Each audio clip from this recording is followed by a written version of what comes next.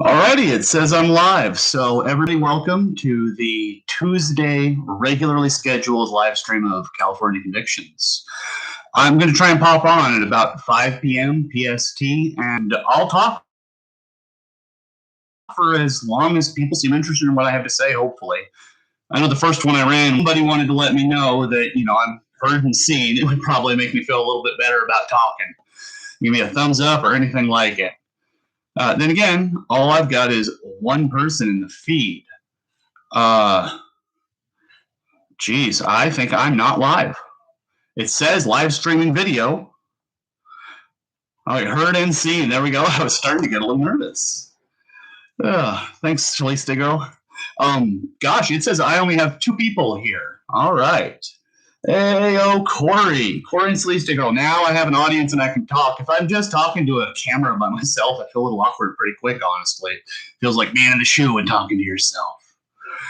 I'm excited to do a live stream, and if anybody has something they're curious about prison, you let me know. I don't mind talking about it. I'll tell you that one thing that was so different about prison rather than county jail was the degree of violence that you could expect. At county jail, some guys got upset at each other, they'd push each other, maybe punch each other. It felt like high school, little kids. You get to prison, they might kill you. I mean, I didn't see a lot of people die. It's not like I was at the scariest place in the world, but yeah, you could die. They'll kill you if you mess up. It's scary. The original post was up, video was removed. Yeah, that happened, Corey, and I don't know why YouTube just told me that what did it say? My key was a duplicate and I had to restart. Hopefully everybody who was waiting for the live stream figures it out. I'm sure I pressed the wrong button or something. I'm pretty new to this thing. Hey, Justin, your best friend was in the shoe. Man, that's a rough time. It depends where you are, but it can break a man. I had a friend who did 12 years in the shoe on, it was just him and his cellie because they were involved in the gang. He was an NLR guy before he dropped out. And he said that just after a year or so, the idea of any other environment, the idea you ever lived any place but the shoe, it's just a weird dream. It's a lie you tell yourself. You know that you were born in the shoe and you're going to die in the shoe. He was a decent guy. I mean, criminal and a gang member, obviously. But while he was locked up, he grew his hair. And once a year, he would shave his head, and the administration would allow him to donate his hair to Locks of Love. That's an organization that makes wigs for cancer patients. What a decent thing to do if you're locked in a cell for years at a time, so you might as well just do what you can with your hair. Hey, Umpire 344, thanks for watching my videos. Man, the color of my background's turned. It looks like I'm rainbow colored. I'm going blue and then white. I'm sorry about that, guys. Maybe I got the lights turned on just a little high. Let me turn off a light. I won't be off the screen for 10 seconds.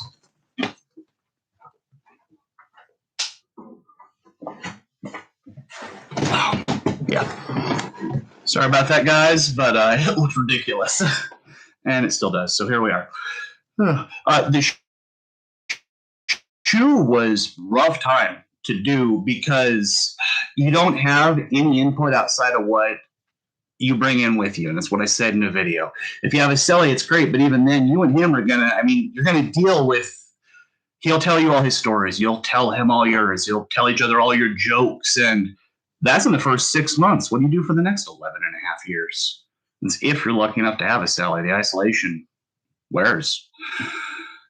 The SHU is the term, Security Housing Unit, and it's a little set aside. It's generally for people who actually have rules violations. They're sentenced to the SHU. But you can end up in the same building as the guys who are in the SHU doing something else like ADSEG or going into protective custody. So a large portion of inmates get a small experience in the SHU. I did, I think about 4 months is the longest time that I spent back in the hole or any place like that. Toothpaste was my favorite food to snack on in the SHU. You are exactly right, sir. There is not enough food to go around. I had a kitchen job at one point. I was the clerk in the kitchen, and my job was, well, one of my jobs was I got to oversee the food going back to the SHU. Of course, there's a staff member making sure there's no drugs or kites going, but I totally got to be the guy who said, come on, guys, fill up those plates. These guys are hungry back there. I was in the shoe. And so, hey, anybody who did time in the Corcoran shoe,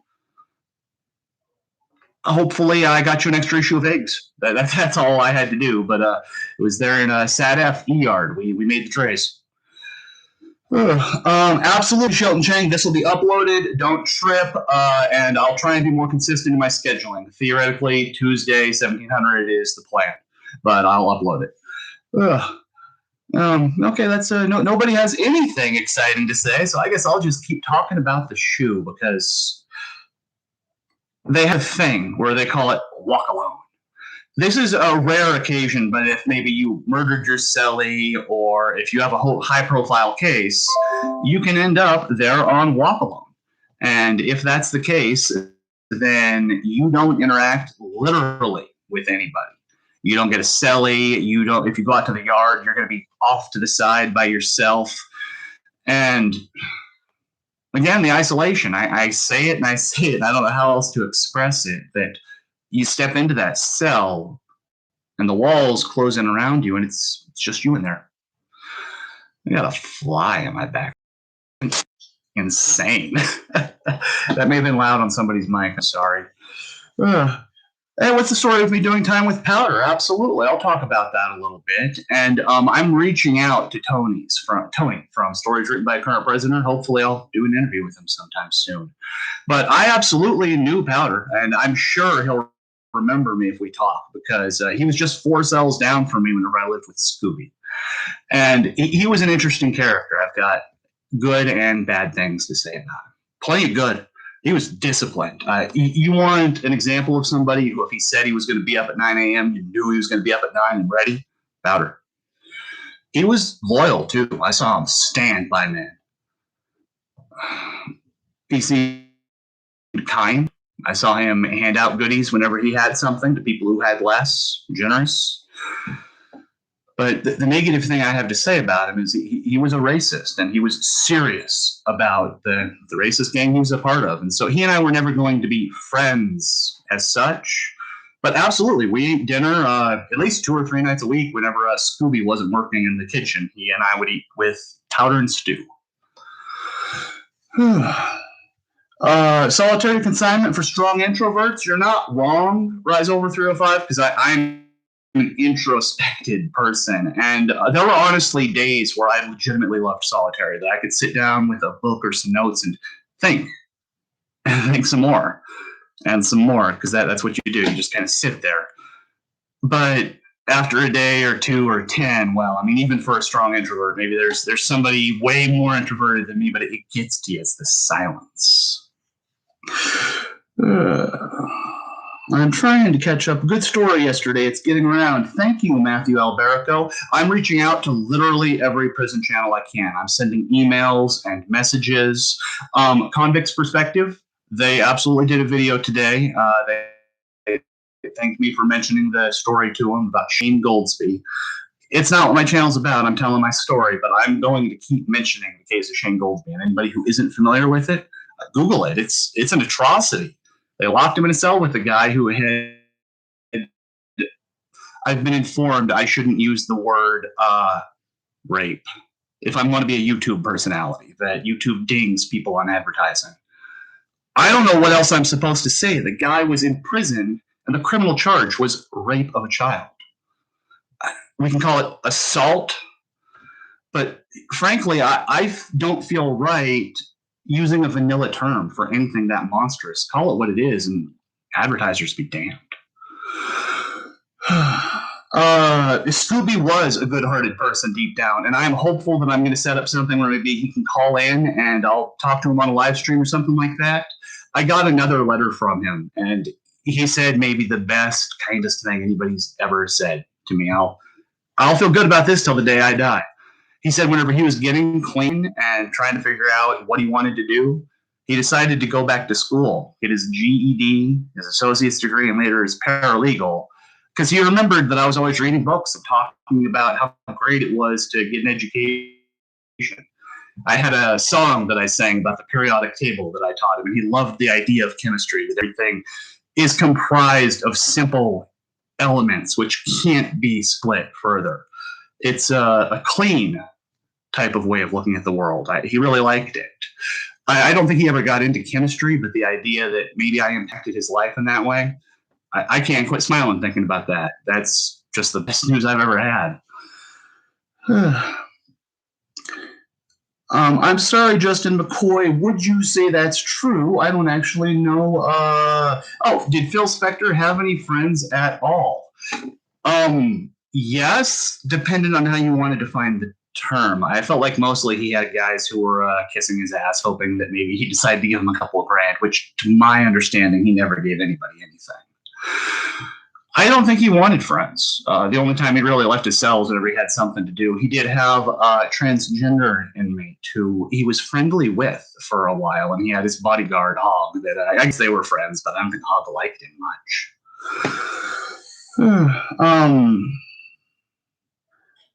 How are they dealing with COVID in institutions? That's an interesting question, and I'm curious myself. I bet they shut everything down. I bet they have just no program. Inmates are in their cell 24 hours a day, and if somebody complains, they tell them too bad.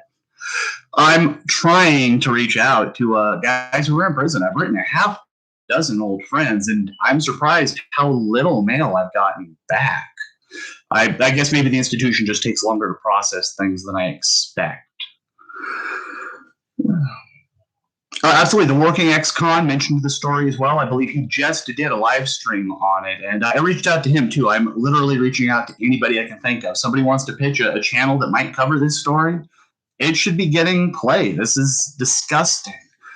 And I'm not suggesting that vigilante justice is okay, that there shouldn't be a punishment, but 24 years seems excessive. There's a lot of guys that committed murder in whatever state that didn't get that time, and they didn't kill a 70-year-old child molester who raped their 10-year-old sister. I don't know how else to express it. That is a mitigating factor.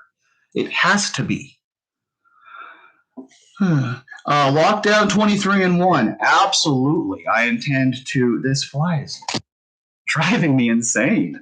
Lockdown 23-1, I'm going to reach out to them pretty much immediately. I plan on emailing them tonight, and I would love to talk about this, or heck, anything Death wanted to talk about. He runs an interesting channel, and I know he's had plenty of West Coast guys already do interviews, and he likes to get somebody from various states.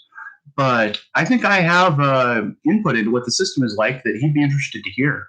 If nothing else, I mean, I did Time SNY. I was with the PC guys, the child molesters, the rapists, the rats. Not many guys have been on the YouTube channels willing to talk about that type of thing. The longest we were ever on lockdown was, without a doubt, whenever I showed up at High Desert. We were intermittently on lockdown, meaning we'd be on lockdown for 3 months and come off for a week or two. For probably 2 years, I think we're on lockdown for at least 18 months of that. There was one time whenever we were on lockdown for over a year. I remember it was Christmas to Christmas they kept us down, but generally it wasn't that. I did not meet many people who were in for low-level drug crimes. Adam Channel, incidentally, is my brother. He's a great guy, and thanks for commenting in the live stream, dude. There were some, but generally if I met somebody who was in on a low-level drug crime whenever I was at High Desert, it's because they'd stabbed somebody or because they'd gotten caught with drugs or a knife or something whenever they were in prison. Because High Desert was a higher security prison. If you went for a low-level drug crime, they sent you to a 1 yard. Even whenever I was SNY and I was on the PC yards and I made it down to a 2, very few people were doing prison for drug crimes. Some people maybe drugs and a firearm or drugs and an act of violence. Inside Out Prison Podcast Show. Thanks, Rez, over here, 305. I have never heard about that before. Any ex-COs and cops as inmates? You know, I didn't ever meet anybody who admitted to being an ex-CO or an ex-cop. But I did have more than one friend whose father was a correctional officer or a cop. And they were always in an interesting position where they've been offered SNY because they had a close familial relationship to a law enforcement officer. And it makes sense for them to take it because it really could happen. Maybe you're going to have a cellie and he's going to realize your dad's the guy that put him away, or His dad's the guy who was at this one prison and did this crappy thing to him. Both of the guys I knew who were doing time, who one guy's father was a sheriff and the other guy's father was a correctional officer in CDC, they both really hated their fathers and had problems with authority. One had elected to go SNY, the other had not. And they were both very cognizant of the fact that they could end up at the white end of a knife and not even understand what had happened because somebody had a problem with their father. I also met a dirty district attorney, Mikey Brambles. Did not like the dude. I don't know what he was in for, but he seemed like a piece of garbage. And he was doing time at SADF whenever I was there. You don't meet many district attorneys in CDC. Anyone falsely accused of sex offenses? That's actually an interesting question, and not to my knowledge, but I'm sure it happens, and it has to be just the worst situation to be in. I have nothing but contempt for somebody who steals innocence, for somebody who gets their rocks off by hurting children, innocents, whatever it is you do. But at the same time, imagine being falsely accused. Like, actually, you didn't do it. Your friends might abandon you. Your family might abandon you. That would be a harsh, terrible situation to be in. I've pointed out before that I was accused of having killed my victim because he was gay, because I hated gay men. I've really thought about this, being in a position where you didn't do something and you can't convince people you didn't. It's a scary thought. How often guys get added on to their sentence? The longest added sentence you saw? Oh, I have an interesting story about that. It wasn't Powder, but it was one of Powder's boys, and I can't remember who. They were friends. They had their little clique. I don't know if it was just members of their gang or whatever. But somebody had a soft check coming, and we were walking to dinner. Everybody walks to dinner together, and a lot of guys knew this guy had a soft check coming. He was going to get punched in the face on the way to dinner. And it wasn't even going to be a big deal, like he was going to get knocked to the ground and beaten half to death. He owed too much money. There was a rule that you weren't allowed to owe more than X dollars, and he went over that limit, and he was going to get checked because the fellows were going to have to clean up some of his debt. I don't remember who did it, but we were walking to dinner, and one of his friends, because you want a friend to soft check you, you don't want somebody you don't know. Because if it's somebody you don't know, he might decide he wants to look tough. You know, everybody remember, he really can kick some ass. And you kick the guy when he's down, stomp on his face a little bit. Your friend won't do that. He'll break your nose for you, black your eye, and you'll fall on the ground. And then he'll pick you back up and make sure that you're okay and everybody saw it happen so that it's over with and done. This guy's friend walked up and tapped him on the shoulder, and whenever he spun, bam, just solid hook. Guy was asleep on his feet. And the back of his head split open like a watermelon when he hit the concrete. I looked at my friend, I think it was Wolf, and I told him, that dude's dead. That guy just died in front of us. I was 100% wrong, and I know because the guy who hit him was charged with assault with great bodily injury rather than a murder, but I really thought that I saw just his dome piece come open. I guess it looked worse than it was, and head wounds often are that way. That guy picked up 5 years, and 5 years is about what you expect on something like that. He ended up in a little bit more trouble than he would have, but he had a lengthy history of gang violence and stuff like that. I don't think he cared. He was a lifer. Robert Galvin, Phantom. I don't think that I did. I don't believe I knew a Robert Galvin. Any PTSD from my time being locked up? Without a doubt. In fact, if I'm going to be honest, and this is a hard thing to admit, I straight hid in my house whenever I came home. And it's been a process. I'm more comfortable going out now, but I'll ride the bus and we'll drive past a cop car, and I'll look over thinking maybe he's getting ready to pull over the bus, as absurd as that idea is. And hey, is Channel in here? We let him out by mistake. You don't ever really leave prison if you do a bunch of time. And I'm not trying to be melodramatic, but the fact of the matter is that there's a little part of me that's sitting in a cell right now, and that's just going to be the way it is. I'm okay with it, and I've adapted, but hell yes, I got some PTSD.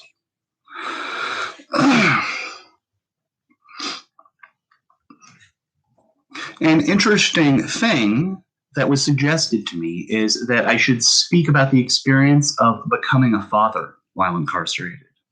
Dwyer Jones in the Patreon suggested that it would be an interesting video topic. And I'd said in my Patreon that if somebody tossed out a video topic, I'd be happy to do it.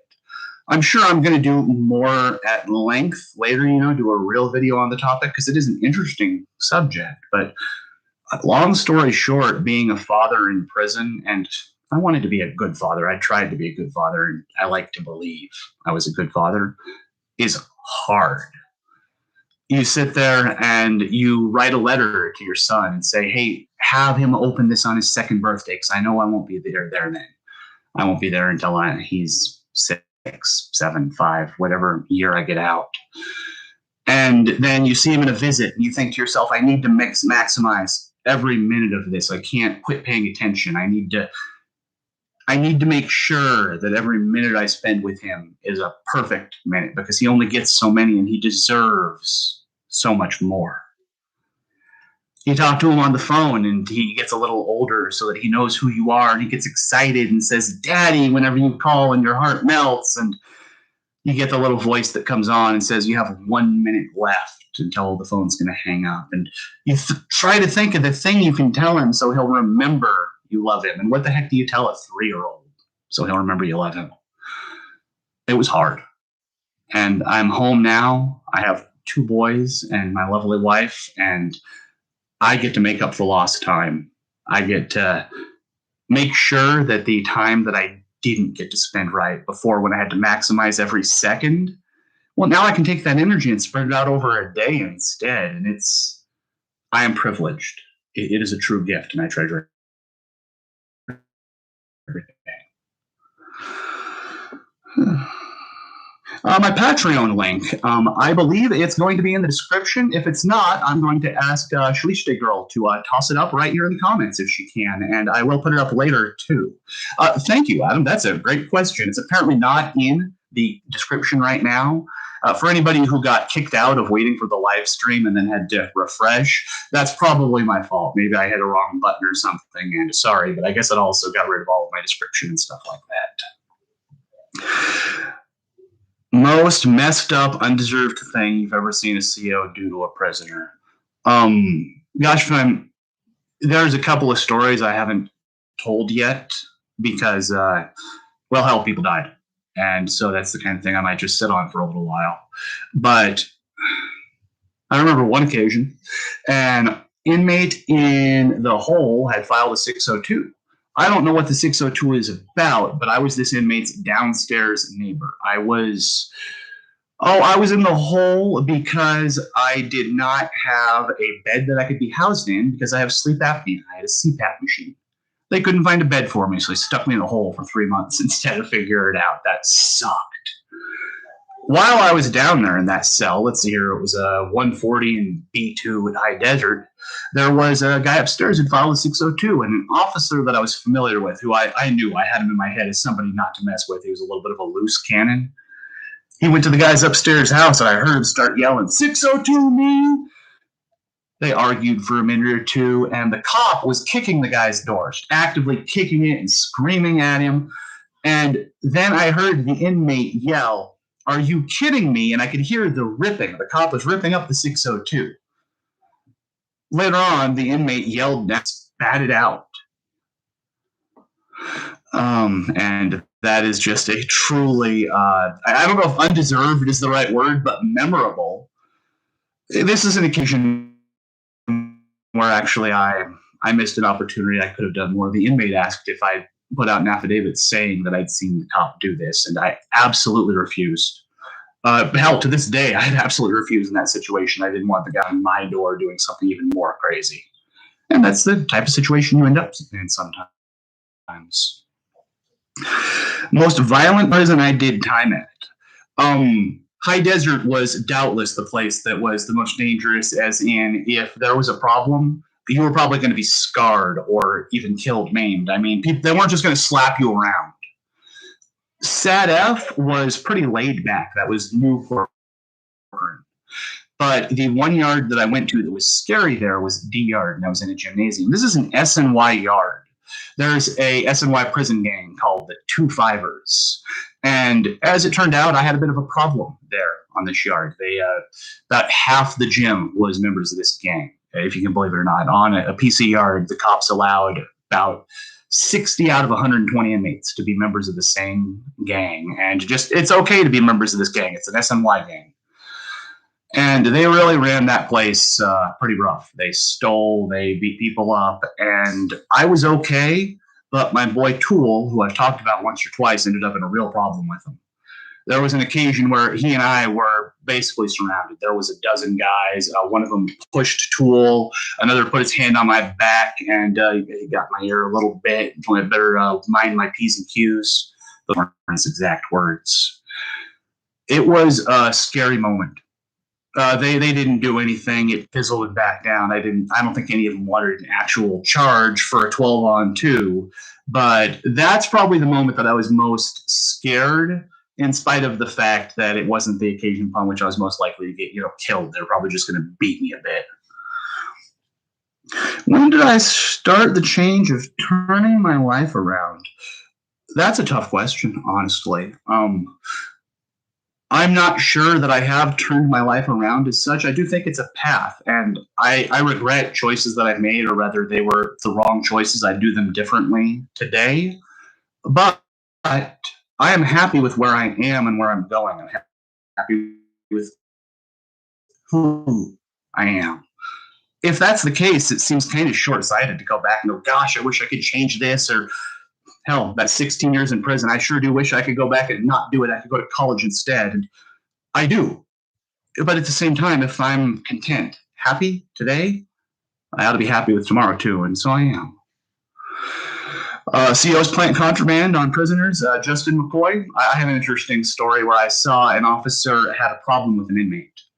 He caught that inmate a couple of days later with a bunch of little bundles of dope. Not surprising, it happens, and the inmate was selling drugs. I straight know that. So I didn't think too much of it, except that a couple of days later, because I was the clerk, I happened to be in the office, and I was tidying a little bit, and I opened up one of the drawers, because this is what I did. And the officer looked at me, and I looked at him, and something was tense. So I kind of leaned into the drawer. There were about a half dozen little bundles of what was obviously drugs in the back of that drawer.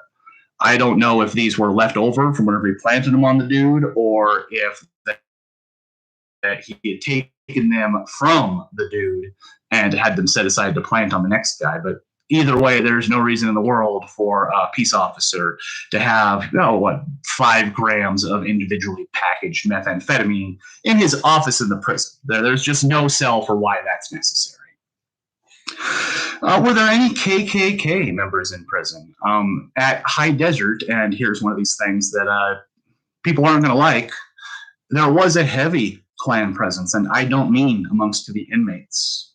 I mean, there were a lot of guards who were open about the fact they were members of the Ku Klux Klan. You could ask them, they'd tell you. Say, hell yes, I'm a racist, and I hate, look, I'm not going to use the words, but I promise you, they didn't say Jews, Mexicans, and blacks whenever they listed the people they hated. It was a nasty place, and to be clear, if I'd went somewhere else, if I'd been down in Southern California, it probably would have been somebody else hating somebody else. It's just human nature. People like to divide themselves up in groups and hate each other, and it's a terrible, terrible practice. But yes, there were KKK members at High Desert. I'm sure there's some inmates too. It's a racially charged environment, but it was the cops I couldn't believe.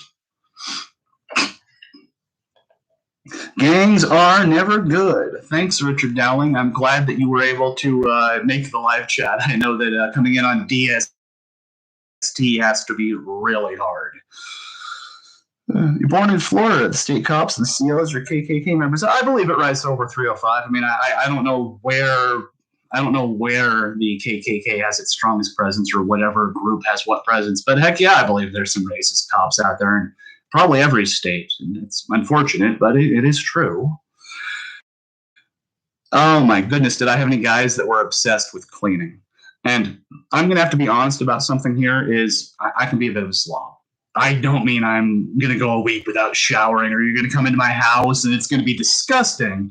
But by the standards of prison, yeah, I had guys tell me more than once, "Hey, bro, you got to tighten up your program. Your beard's looking a little sloppy." And some guys really take it to 10, and I understand why. It's something you can control. You can control your environment, so why not? I had one cellie that every day would spend a little over an hour, about an hour and a half, scrubbing every square inch of the cell. The walls, he'd get up on the ceiling as best as he could. I was on the upper rack at the time, so he'd climb up on my bed and kind of lean out to get as far as he could. I didn't mind. You do what you're going to do. Except that after about a month of living with him, we just about got into an altercation because he asked me I wasn't spending my hour a day cleaning the cell. I didn't know how to react to that. Yeah, some people are real serious about cleaning the cell. Would I rather spend 10 years in a coma or 5 years in prison? Now, that's an interesting question. That's easy for me. 5 years in prison because I got something out of prison. So long as I'm not actively being tortured. There are times in prison where I wouldn't do that again. I wouldn't do that day again if you paid me the time back in the mental health crisis wing. It was cold. It was, oh gosh, I would $1,000. You give me $1,000 right now, I'm not spending that week in that. So, but most of the time I did, I got something out of it. Robert Stroud, the Birdman of Alcatraz, a great story. He said, "I have never served time, for I have made that time serve me." I don't know, maybe if you're in a coma, you can really get something out of it too. I've never had the experience, but I think I prefer to do the time, honestly. California politics, a mess now. You are correct, Armando Larios. You see, and I'm going to do a video on this because I had an interesting conversation with Lieutenant F.A. Rodriguez. Somebody is going to know who he is in the comments or who watches this video because he was an important correctional officer, correctional lieutenant. He told me, gosh, 10 years ago now, what CDC's plan was. He said they were going to start pushing the integration, make black people cell up with white people, Mexicans cell up with white people, and not because they cared about the race issue, but because the people who refused were the guys that they wanted to get off the yards, and they were going to give them all shoe terms. Once they did that, they got all the guys who were a problem and gave them shoe terms. Then they were going to start integrating the SNY and GP yards. You're a child molester, you're a rat, whatever, we don't care. Get back out on the yard because we're tired of protecting you. I don't know how it's going to play out, but I guarantee you it's going to be a hot mess for years to come because of this policy. Having the flu in prison, oh my goodness. Forget the flu. How about norovirus? And norovirus is something they get on cruise ships every once in a while or things like that. And it's spread by feces contact. Somebody uses the restroom and doesn't wash their hands properly. You end up getting it in a dorm like at Chino where you have 150 dudes, a big long building the size of a grocery store. There's no way to not get an illness like this if it starts spreading around. And because the symptoms are violent discharge from pretty much anywhere you can discharge, and there's only 8 toilets to share amongst 100 and something guys, it's awful. It's awful, and you wouldn't believe it. You have guys lying down on the floor of the bathroom just waiting for the cops to decide they can't get up, so they'll take them and put them on an IV because they're dehydrated. It's a nasty environment. The whole building stinks. Everybody's sick, and you're just waiting for it to burn out and everybody get an immunity. If I'm caught with a shank, do they always charge you as a rule violation or a charge? Depends. Usually it's going to just be a rule violation. It's going to be an A1 offense, and they're going to give you 6 months for it.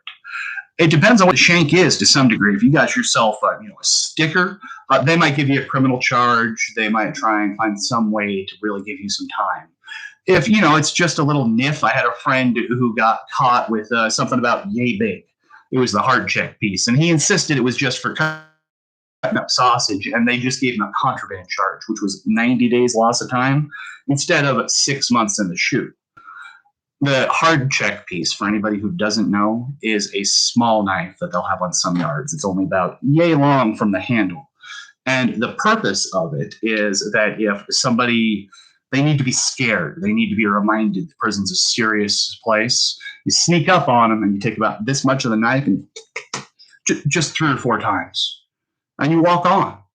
And they think they're getting killed because, you get stabbed. It's not big enough. It's going to really hurt you, but it's a reminder, and it's a real one. I don't think I ever saw a hard check piece get used, but boy, I want to talk about something that reminds you about a serious environment. That would be it.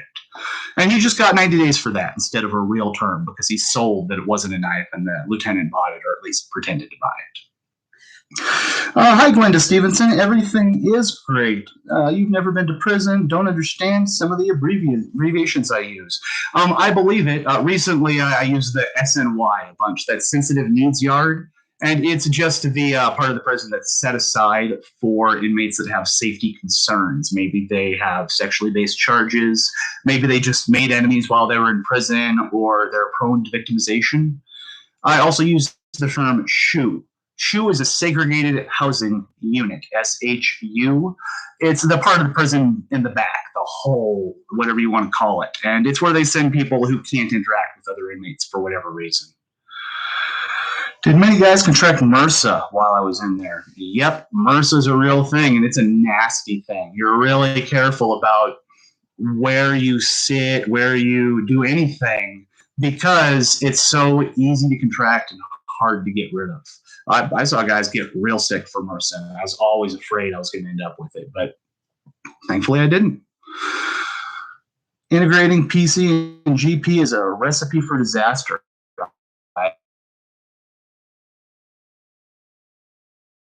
Larios, do I know any upstate Sureños? Absolutely.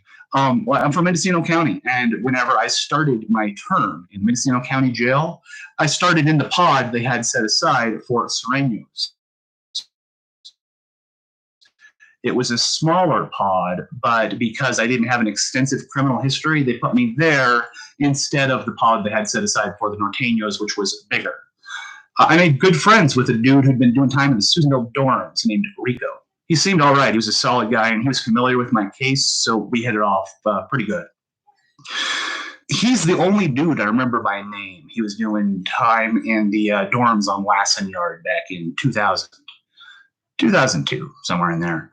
I'm sure there are plenty of other upstate Sureños doing time in Mendocino County or from my area, but I didn't really, I didn't run with the gangs or anything like that. The only people I met who were active criminals, gang members, that type of thing, it was pretty much after I got arrested rather than before, so I didn't meet that many people.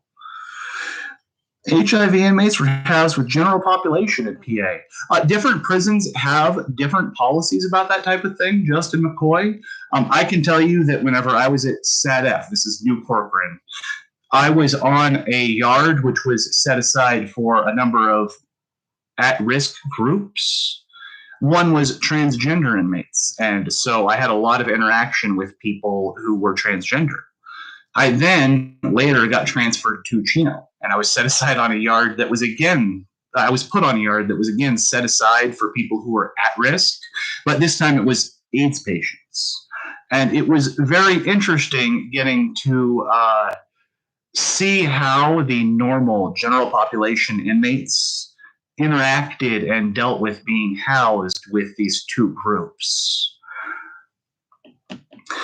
How do inmates with HIV or AIDS get treated? Are they on the SHU? Generally, they have yards that are set aside. They don't just mix them in with general population. They'll try and get all of the AIDS patients or HIV patients in one or two specific yards, not because they're isolating them from inmates to protect people from getting sick. The administration kind of just says inmates should be able to take care of themselves on that matter. They do it to pool medical resources. Because if you have all of your inmates that require a certain medical treatment housed in the same general area, it's more cost effective. You need fewer specialists. The medicine all gets delivered to the same place. Apples and oranges. Do I get every fruit in prison? High Desert, it was apples. It wasn't apples and oranges. You got apples, and you got 2 a day for probably the whole time I was there. Sometimes in the summer, maybe you'd get a kiwi, and it was always a big deal. You'd have guys walking around, I got $1 for a kiwi. That kiwi in your lunch, I'll give you $1 for it. Once I made it to SADF, and I suppose it's because it's Central California, we did better for fruit. all kinds of fruit, oranges. Whenever a farm would end up having too much of something, we'd get just gobs of maybe just a little bit rotten fruit. It was always awesome, and the guys that did Pruno were always really excited. For me, oranges were without a doubt the thing that stood out. I recall in county jail, I had a friend named JP, an African American gentleman, and he had come to fight a court case. So he'd been in prison for about 5 years, and he and I ended up celled up in county jail. He saw I had an orange sitting on the table the day he moved in. It'd come in my lunch. It wasn't a big deal, but he hadn't seen one in years. And it was about the most polite thing anybody has ever asked me. Hey, brother, listen, we just met, and I just moved in, but I will legit give you something back if I can have that orange right now. I'm looking at it, and I haven't seen one in years, and please. He spent about 10 minutes eating that orange. He peeled off every last bit of peel, all the riboflavanoid along the side until it was perfect orange. And it might have just been the happiest I've seen a man eating a piece of fruit in my entire life. We were fast friends after that. He was a decent man. What's my message to the youngins about trying to stop them from ending up on the wrong road to prison? From Ireland again. Hey, Richard. I don't know that I have a message about that. I mean, what am I going to say the next guy didn't?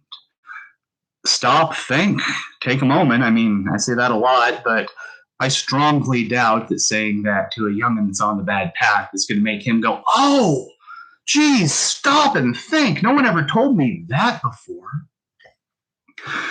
Rather, what I'd say is, any youngin that might be receptible to hearing a message, that's whenever you have to do it. It's not about what you say, it's about when you time it. They say you have to hit rock bottom before you can change. I don't know if that's true. I've seen plenty of people change well before a rock bottom. But the thing about crime, drugs, anything like that is you're gambling. You're saying, well, it's a lot of fun now, and I'm just going to assume it's never going to stop being fun. It's never going to get bad. So the time to point out to somebody that they're an idiot for believing that is sadly when things go bad, whether that's getting caught for a crime or running out of drugs or whatever it is. It makes it hard to give anybody good advice that they're going down the wrong path, because the only time you can actually pick them up is after they fall down. So you end up waiting for that. Was the chow hall food in California high in carbs? You are exactly correct. That was always the joke, is there's no protein, there's no sugar, it's all carbs. It's potatoes and yams and rice and things like that, which you do fine on, but the guys who were trying to bodybuild, the guys working on their muscle, they want a lot of protein, and there's very little protein on the tray. The white car was not okay with me being Jewish Blade Brown. Now, to be clear, I didn't mention it to him, which isn't to say that it was a secret, but why the hell would I bring it up whenever I'm talking to somebody who has swastikas on his forehead? I honestly don't know what they would have said if I said, oh, by the way, guys, you know that K word you just used to describe Jews? Yeah, I'm hella one of them. I assumed at the time it wouldn't have went well, but I honestly don't know. I'm thinking I'm probably going to call this at about 45 minutes. I'm going to call this a live stream unless somebody wants to toss out with any other question they wish that I'd answer. Because I'm hoping to call Tony from Stories Written by Current Prisoner, and with a little bit of luck, you guys are going to see me on that channel just in the next couple of days.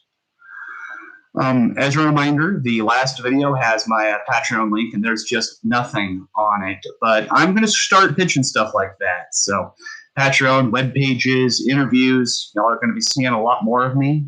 And thank you for listening, sincerely. All right, guys. I'll be back next week on Tuesday. This is going to be the scheduled time. Thank you. And now, excuse me while I try and figure out how to end the live stream. I got to get better at this. Thank you.